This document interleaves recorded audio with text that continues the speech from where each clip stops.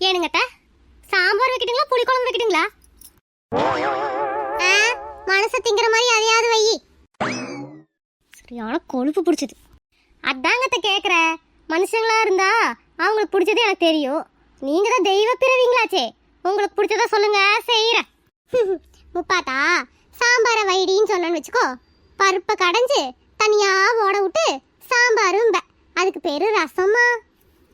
சரி புளிக்குழம்பு வையின்னு சொன்னோம்னா புளி தண்ணியை வச்சுட்டு புளிக்குழம்புன்னு சொல்லுவேன். ரசத்தை வைக்க சொன்னோம்னா பச்சை தண்ணியை பிடிச்சி வைப்பேன். உன்னை பத்தி எனக்கு தெரியாதா? என்னடி நீ வாடி போயிட்டே இருக்க? ஏதோ வீட்டில் இருக்கீங்களே உங்களுக்கு பிடிச்சதை செஞ்சு தரலான்னு கேட்டோம்னா எகத்தாலும் பேசுறீங்க. பச்சை தண்ணி பிடிச்சே வைக்கிற, அதையே குடிச்சிட்டு பாடுங்க. நல்லா களைச்சு விட்டுட்டோம். சே, என்ன சாப்பாடு செய்யறதுன்னு கேட்டோம்னா சாப்பாடு செய்யற எண்ணமே இல்லாம பண்ணி விட்டுருச்சுங்க. பேசாட்டில் தயிர் வாங்கி வச்சு சோறு வடிச்சு வச்சிட வேண்டியதான்.